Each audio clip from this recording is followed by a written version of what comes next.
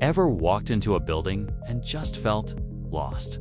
Or have you ever been in a home where moving from room to room feels completely natural and effortless? Well, that's not an accident. It's all about something architects call circulation, and it's the secret language of how we experience buildings. Today, we go in to pull back the curtain and reveal the hidden logic that architects use to guide you through a space, whether it's a cozy house or a massive, confusing airport. Stick around, and you'll never look at a hallway the same way again. So, what exactly is circulation? Simply put, it's how people move through a building. Think of it as the building's circulatory system, with hallways, stairs, and doorways acting like arteries and veins. Architects don't just randomly place these elements, they meticulously plan them. They have to consider who is using the space, why they're moving, and where they're going. Is it a family rushing to get ready in the morning, or thousands of concertgoers trying to find their seats? The paths we take are carefully orchestrated to make our lives easier, safer, and more enjoyable. It's the invisible force that shapes our daily interactions with the spaces around us. Let's start with the places we know best, our homes. Good residential circulation is all about creating a sense of flow and efficiency. Architects often divide a house into public, private, and service zones. The public zone includes your living room and dining area, where you entertain guests. The private zone is for bedrooms and personal spaces.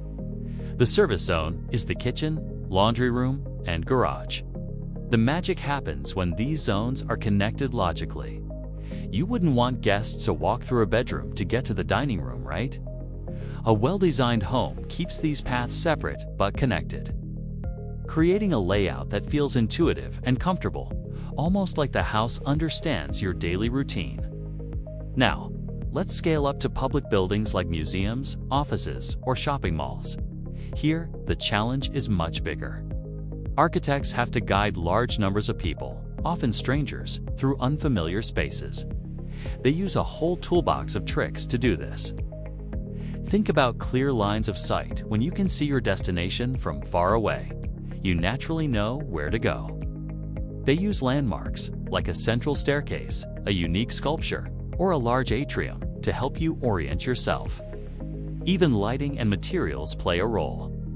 A brightly lit, wide corridor tells you this is the main path, while a narrower, dimmer hallway might lead to secondary areas like restrooms. These subtle cues are constantly guiding you without you even realizing it. But what about those times when it all goes wrong? We've all been in buildings that feel like a labyrinth. Sometimes this confusion is a result of poor design, where circulation was an afterthought.